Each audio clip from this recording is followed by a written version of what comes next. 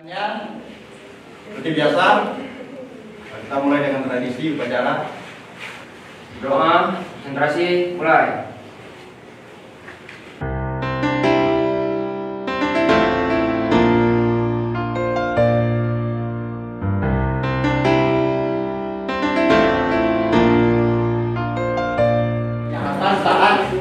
Saat tadi ini nggak mungkin penjahatnya diam.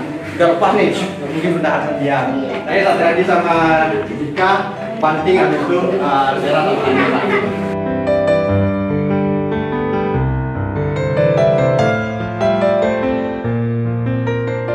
Saudara, saya bersama Rian, atlet Kepri yang meraih penghargaan internasional di kejuaraan Jiu-Jitsu tingkat dunia di Thailand.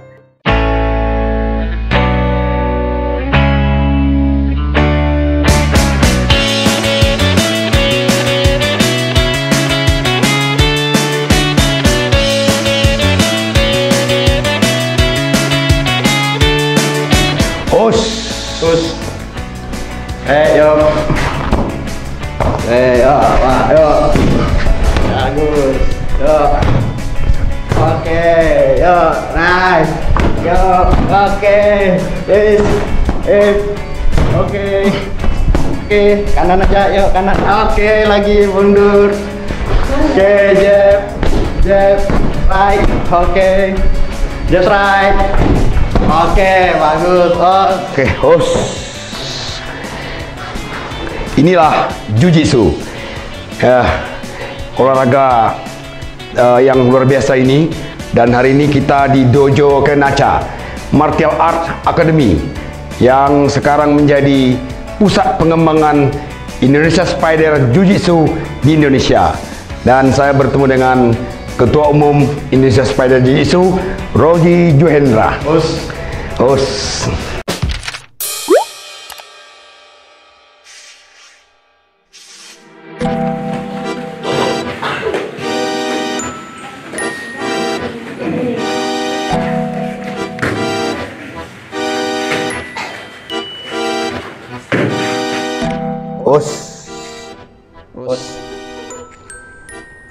Selamat pagi Sensei Oji.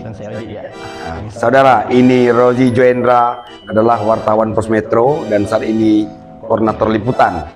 Tapi siapa menyangka dia membangun dojo Kenaca Martial Arts Academy di Cluster Daun Batam Center. Dan hari ini dojo ini sudah menghasilkan atlet-atlet berprestasi baik di tingkat nasional maupun internasional. Selamat pagi Sensei Oji. Pagi, Os. Bagaimana ceritanya bisa membangun tertarik terjun ke Jiu-Jitsu? Awal mula saya terjun Jiu-Jitsu sebenarnya saya mulai hobi olahraga dari kecil, emang hobi olahraga karena kecilnya sebenarnya saya penyakitan, ada asma kambuh, sakit kepala, itulah yang akhirnya membuat saya hobi berolahraga apapun. Dari kecil, sebelum mengenal Jiu-Jitsu pun saya sudah mengenal beberapa bela diri, ikut terjun, ikut berlatih beberapa bela diri. Untuk Jiu-Jitsu sendiri, saya belajar Jiu-Jitsu itu dimulai dari tahun 2006 akhir kalau salah. Setelah itu belajar di mana? Pertama kali latihan Jiu-Jitsu itu di Batam, tapi setelah berjalannya proses, karena guru kita juga ada yang Jakarta dan beberapa kota besar lainnya. Jadi setelah itu berlatih di sini pada tingkat-tingkat tertentu, akhirnya saya juga terbang bolak-balik juga ke Jakarta untuk memperdalam skill. Sampai seperti itu ya? Ya. Apa kelebihan Jiu-Jitsu dibanding bela diri lain? Karate, judo, kempo, di sesama di Jepang. Ya Bang, seperti yang saya bilang tadi, awalnya sebelum Jiu-Jitsu pun saya sudah mengenal beberapa bela diri. Akhirnya saya berlatih Jiu-Jitsu, dan setelah mengenal Jiu-Jitsu, saya akhirnya lebih tertarik untuk mengalami Jiu-Jitsu. Kelebihannya, ini versi saya, menurut saya, hanya bela diri Jiu-Jitsu yang lebih fokus pada teknik-teknik kuncian, teknik ground, teknik bergumul di bawah. Terus juga mengedepankan teknik-teknik bantingan, walaupun sebenarnya kita juga belajar pukul tendang hampir semua bela diri juga belajar itu, tapi lebih spesifik Jiu-Jitsu yang akhirnya membuat saya tertarik banget untuk mendalami itu tadi. Ada teknik-teknik kuncian yang bela diri lain tidak mempelajari itu. Ya. Jiu-Jitsu ini diajarkan oleh para samurai di Jepang, kemudian banyak digunakan untuk seni bela diri oleh aparat keamanan. Nah, hari ini pun Sensei Oji mengajarkan banyak security ya yang jadi latihan Jiu-Jitsu. Termasuk ini yang para adik ini remaja ini, ya. Remaja, anak-anak, dewasa gitu. Ya. Apa bedanya Indonesian Spider Jiu-Jitsu dengan Brazilian Jiu-Jitsu? Oh, oke. Indonesia Spider Jiu-Jitsu ini sebuah klub. Artinya secara keilmuan sih guru besar kita yang menciptakan Indonesia Spider Jiu-Jitsu ini, beliau juga praktisi Brazilian Jiu-Jitsu. Brazilian Jiu-Jitsu dan Japanese Jiu-Jitsu. Dua orang ini combine, mix keilmuannya, akhirnya di Indonesia diputuskan sebuah organisasi yang diberi nama Indonesia Spider Jiu-Jitsu. Yang dua guru besar ini sekarang berdomisili, satu di Bali yang praktisi Brazilian Jiu-Jitsu, yang satu di Jakarta, Tangerang. Itu juga praktisi Japanese Jiu-Jitsu dan Brazilian Jiu-Jitsu. Di Jakarta pun guru besar kita punya camp Brazilian Jiu-Jitsu juga. Itu bedanya sih sejauh ini kita hanya membedakan organisasi, tapi keilmuannya untuk demi prestasi kita intinya bela diri ini kan semua teknik harus dipelajari, pukul, tendang, banting dari atas sampai bawah. Cuman kita juga bertanding di Brazilian Jiu-Jitsu kemarin di Bandung, itu lebih pada newaza, teknik di bawah, teknik di matras, bergumul seperti tadi kita lihat. Tendang pukul tidak dipakai di Brazilian Jiu-Jitsu. Makanya guru kita akhirnya berpikir, karena secara pertandingan di bawah koordinasi KONI dan tingkat multi event lainnya, ada berapa nomor yang dipertandingkan. Saat ini yang di PON dipertandingkan itu ada fighting system. Fighting system ini yang membolehkan, mengizinkan atletnya boleh mukul dan menendang. Dan ada newaza. Newaza ini tidak mengizinkan pukul tendang, hanya banting dan ini. Akhirnya kalau kita balik ke pertanyaan tadi, sebenarnya Indonesia Spider Jiu-Jitsu ini lebih pada mengakomodir sebuah perguruan yang menjaring untuk atlet-atlet berprestasi. Ya, Oji, sekarang kan kalau saya lihat sudah ada 10 provinsi yang Indonesia Spider Jiu-Jitsu, dan Oji kemudian terpilih menjadi ketua umum Indonesia Spider. Kok bisa?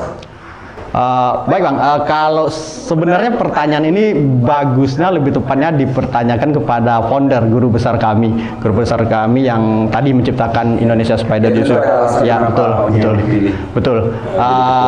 Jawaban saya hanya sesuai dengan apa yang dikemukakan oleh guru besar saat musyawarah nasional.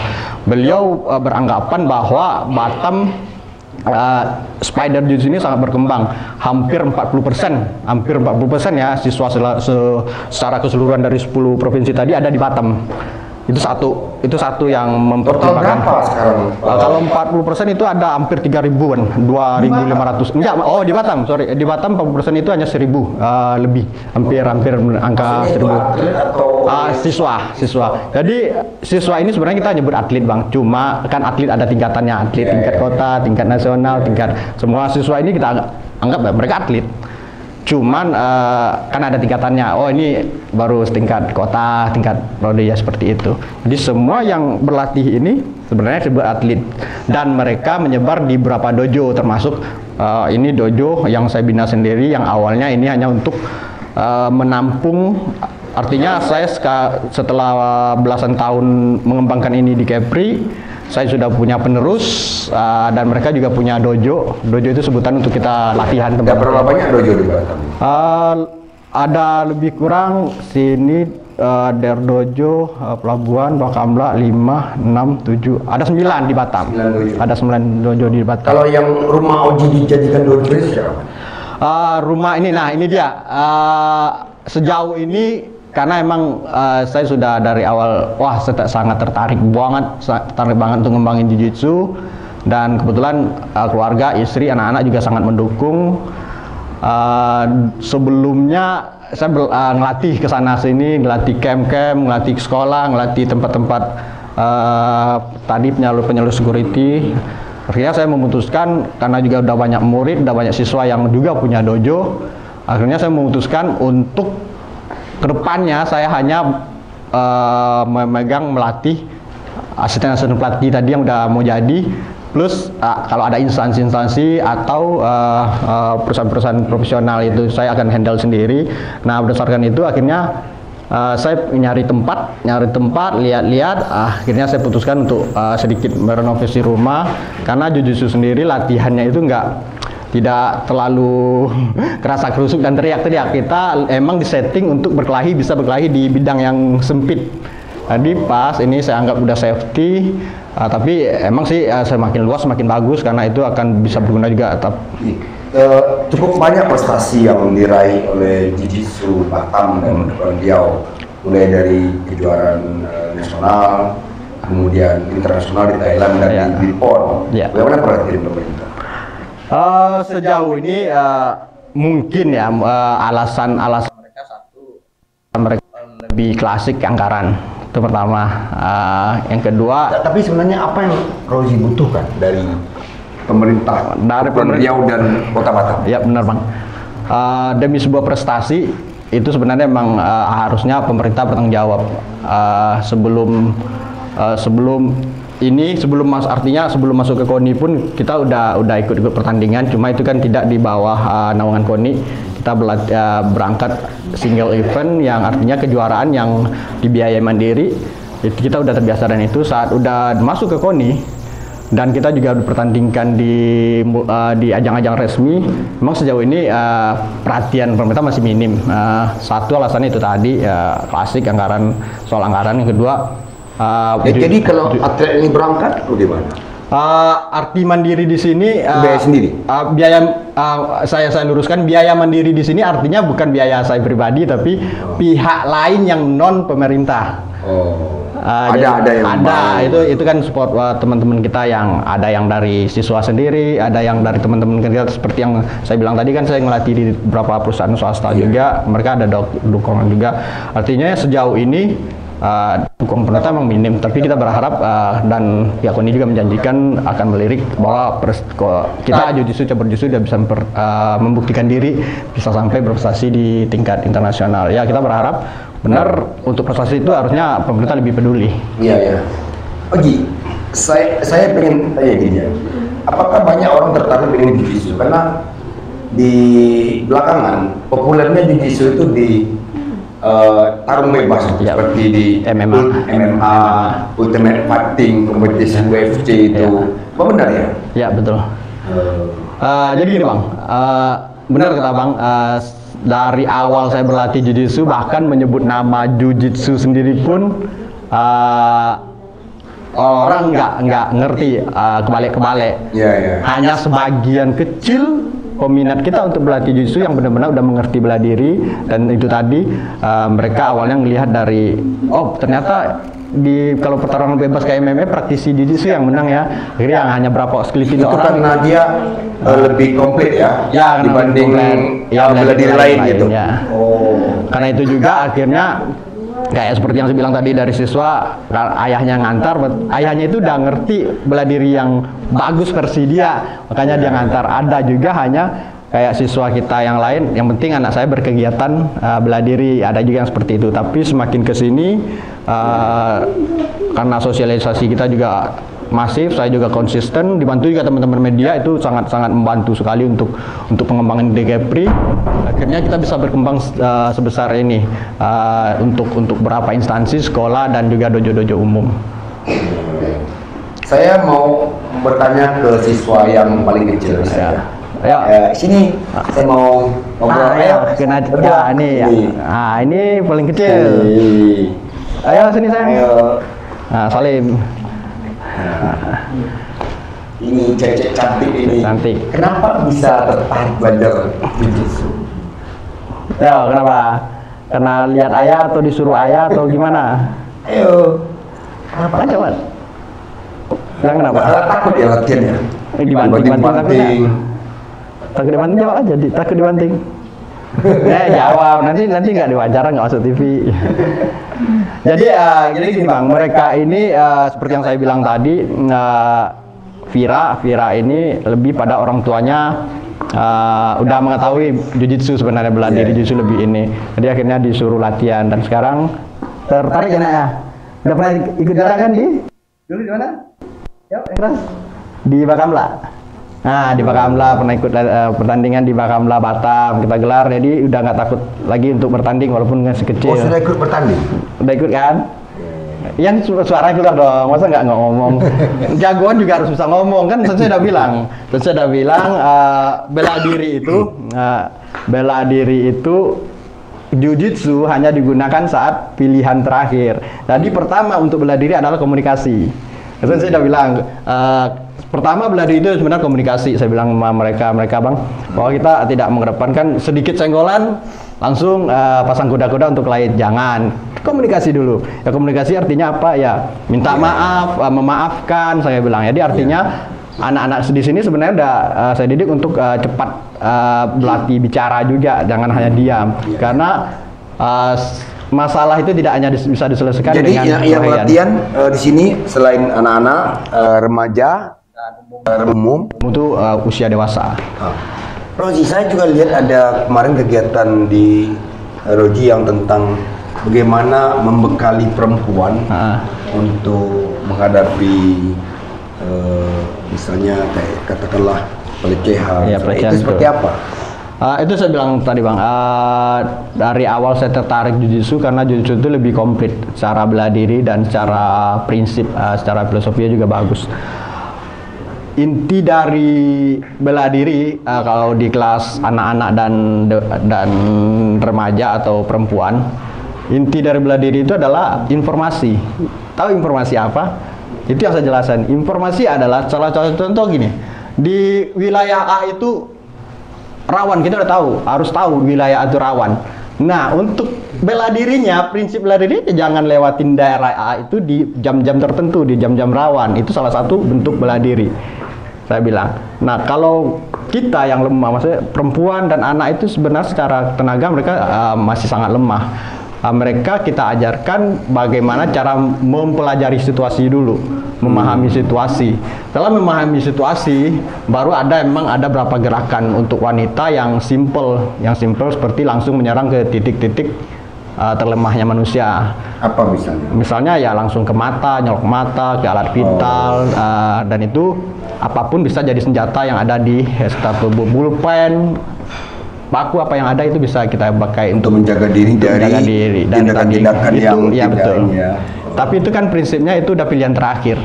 Pilihan terakhir itu belum tentu kita bisa menguasai situasi lagi. Itu lebih pada ya nasib. Karena apalagi yang tadi seperti pertanyaan abang dari awal, bagaimana membekali wanita ini untuk bisa bela diri? Yang latihannya rutin, jangan hanya ngambil yang kelas seminar yang sekali setahun, 2 kali setahun yang nggak dapat apa-apa, yang hanya datang pas seminar itu cuma tahu prinsipnya aja. Oh ternyata untuk aman gua harus membaca situasi. Kembali soal jadi ketua umum Indonesia Spider Jiu-Jitsu, Rozi. Selama ini kan ada kesan bahwa untuk jadi ketua umum sebuah organisasi itu harus di ibu kota. Ternyata bisa di Batam, ya? Kok bisa ya? Intinya secara umum tidak ada aturan yang mengatur seperti itu, bahwa ke kota pusat harus diberkedudukan di ibu kota, tidak juga. Cuma ini tadi rata-rata sih emang biar memudahkan administrasi mungkin banyak yang memilih, tapi banyak juga kok yang di luar ibu kota. Seperti ya Spider kemarin berdasarkan musyawarah dan kesepakatan bersama kita memutuskan untuk di Batam. Terus kedua, guru besar kita juga melihat letak Batamnya itu seperti apa. Jadi Batam ini dianggap sangat strategis posisinya.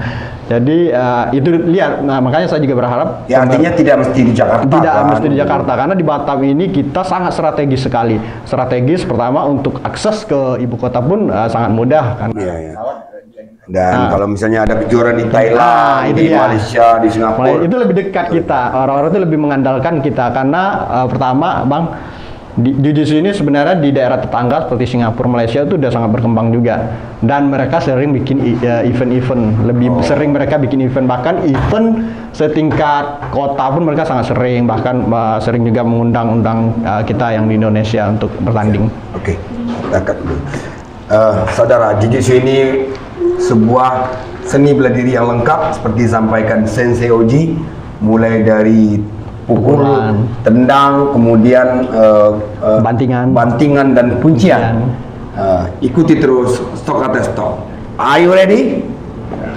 Okay.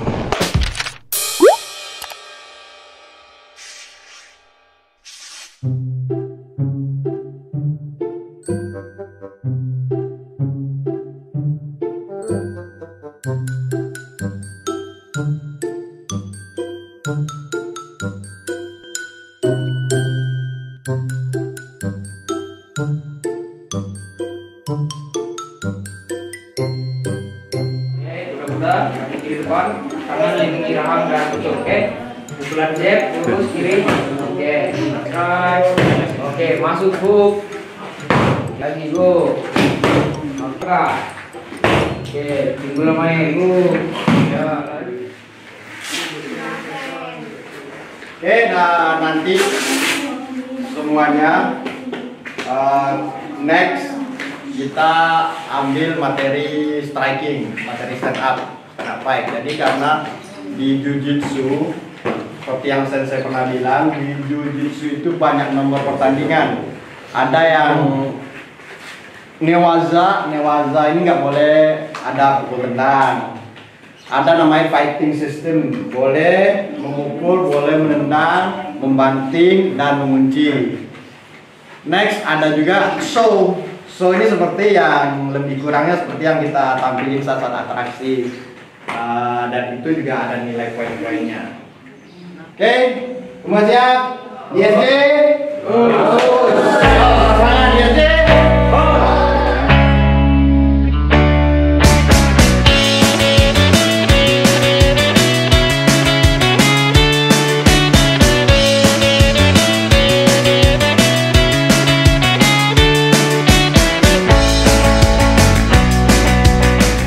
Saudara, saya bersama Rian, atlet Kepri yang meraih penghargaan internasional di kejuaraan Jiu-Jitsu tingkat dunia di Thailand.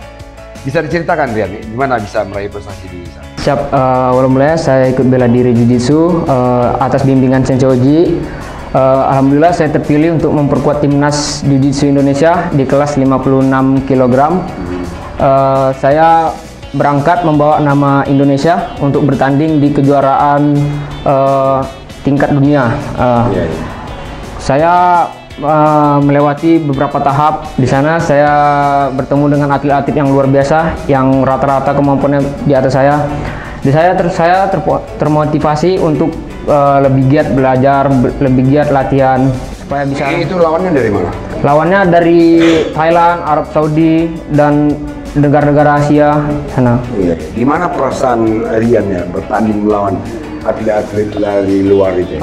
Perasaannya pasti ada deg-degan karena ini tingkat internasional dan pertama saya ikuti.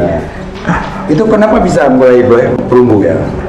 Karena dengan disiplin latihan, doa juga, dan bantuan-bantuan teman-teman yang ada di Kepulauan Riau, dan doa-doanya juga. Iya. Oke, saudara, dan Rian juga ikut seleksi timnas ya, timnas, kemudian jadi wakil Kepri untuk atlet Jiu-Jitsu. Itulah saudara, prestasi yang sudah diraih oleh atlet-atlet Jiu-Jitsu di Batam dan Kepulauan Riau, dan juga mewakili Indonesia ke kejuaraan internasional. Masih banyak lagi dojo-dojo yang berkembang dan melatih atlet-atlet Jiu-Jitsu sehingga Batam dipilih menjadi pusat pengembangan Indonesia Spider Jiu-Jitsu. Sampai ketemu lagi di Stok Atas Stok.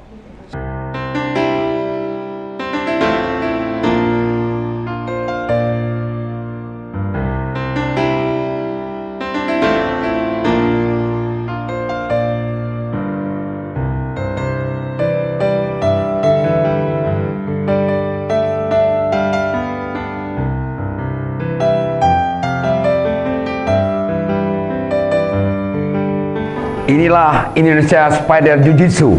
Oke, siapa kita?